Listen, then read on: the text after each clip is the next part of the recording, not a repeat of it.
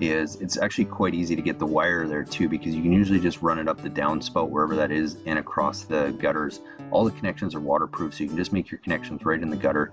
And then I would use those gutter mounts, and I would mount one here, here, and here. And a real key to that is not shine it at the window, but more shine it more upright, so it's just really highlighting the peaks. I would have 3 of those there, and then I would have another one over here that again is just kind of shining and getting this peak up top here. And I'd probably try and mount one somewhere over in this corner that's kind of getting this section as well. And if you did that, it would really make it stand out. Then you have consistent lighting of the house and the peaks all across the front. Hey guys, it's Cal from the Lighting Doctor here. I hope you guys enjoy this video with some more great landscape lighting tips. To learn more about landscape lighting, go and check out our website at lightingdoctor.ca, or if you want to see what a real quality landscape light should look like, go and check out our Try It Before You Buy It offer, where you can get a premium quality fixture at a discounted rate with your very own battery pack, so you can go and test out how that light's going to look and feel what a real premium quality light should look like. So go and check us out at lightingdoctor.ca, or go watch more videos on YouTube just by searching for the Lighting Doctor. Hey Victoria, thanks again for emailing your pictures. I apologize if the sound's not very good. I don't have my microphone. We're actually on site doing a project right now.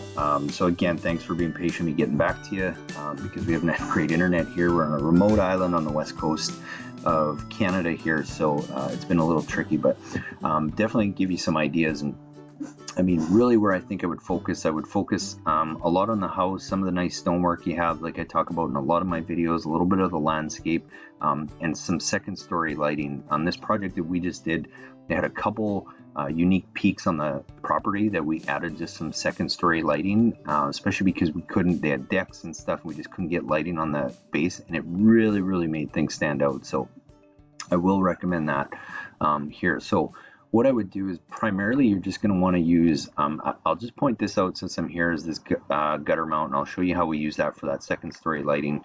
And then primarily a lot of your areas of your house, you're just going to use a standard uplight like this, with one change. A couple areas in the back I might talk about where you might want to increase the brightness of the bulb to a 35 watt equivalent, so a little bit brighter, and we can help you with customizing a kit and everything too based on the ideas you like. So you don't have to worry too much about doing all this unless you want to, but we can definitely help you with that as well.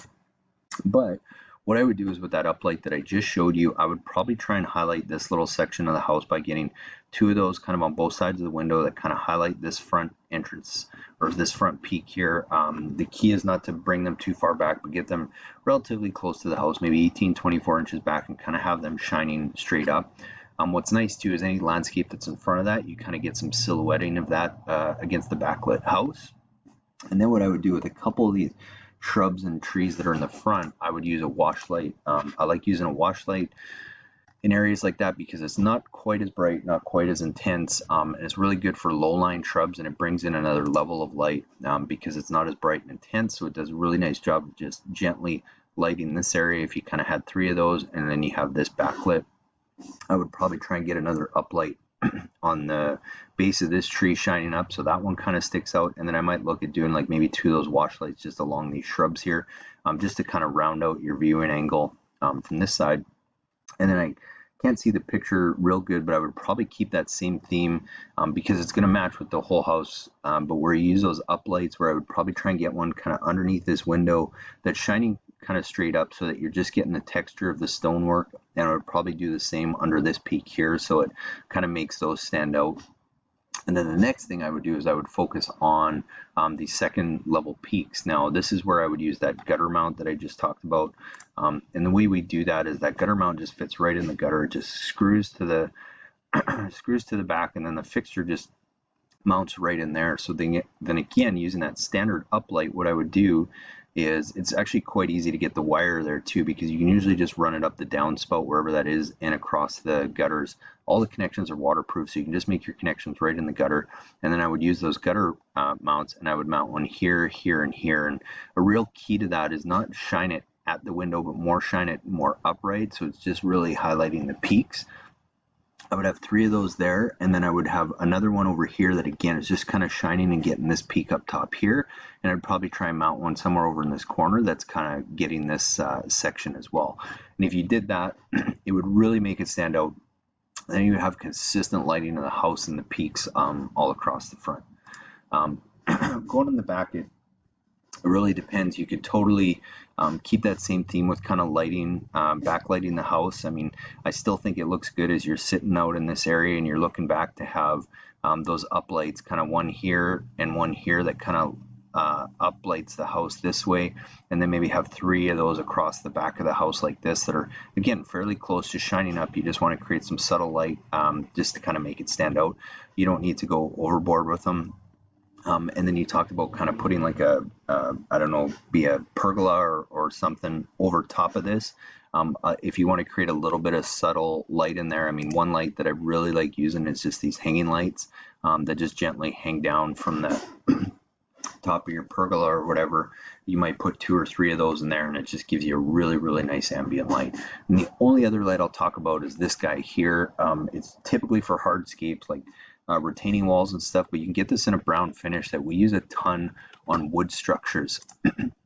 So what I might do for kind of your stair areas, I might try and mount one of those kind of underneath this ledge a little bit. You might just need to run a little bit of wire up the side here, mount that right here, and then it kind of lights up this whole area underneath as well as the steps, and it looks really good because then if you have the house lit with those 5 up lights, and you're gonna have a bit of a dark spot here, but by having that light, it kind of lights up that a little bit, as well as functional because it lights the stairs and underneath a little bit.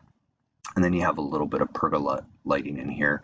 And then you obviously have lots of great trees on the property. Something I can't see in these pictures, but you might want to think about is something we call perimeter lighting, where you take those up lights, and if they are larger trees, you might want to use something a little bit brighter, but just placing a couple of those on some large trees around the perimeter of the property here, so that as you're looking out, what it does is it makes the property look bigger, because now instead of just looking out into dark space, you kind of have a bit of a perimeter of trees that are lit that kind of show where the property is, and it's a really good way of making the property just stand out and make a look a little bit bigger. So hopefully that gives you some decent ideas to work with. If you have any questions, Victoria, let me know. If you need help customizing a kit, just kind of let us know roughly how many of those lights you like, what ideas you like, and we can put something together for you. And yeah, thanks again. So 2 other lights we're going to use on this project. These again are 2 of my favorite lights. We're going to be using a LF wall light. This is going to be a nice barbecue area, and they're going to have a nice stone tabletop on here that's actually going to lean over and cover this. So really all you're going to see is the lighting effect on the stonework on the base of this. I like this light because you can tuck it just about anywhere and it totally disappears, and all you really see is the effect.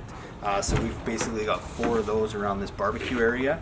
And then the other light we're going to use is we have a nice pergola that we're going to have some hanging lights that we're going to feature on the top of these. We're only putting 2 because we don't need to light up the whole area. We're just trying to create a nice ambient light. So that's why we've chosen our VE hanging light also for this project. So again, 2 of my favorite lights, and we're going to use them in this project also. Hey guys, I really hope you enjoyed that video presentation with some great tips and tools on how to go and properly and effectively light up your landscape. And be sure, if you want your own free consultation video, just send me an email at cal@lightingdoctor.ca with a few pictures of your property, and we'll get back to you with some really cool ideas and ways to go and effectively light your property. And be sure to watch the videos after this one for more tips on how to install landscape lighting, as well as how to light up your landscape the best way possible.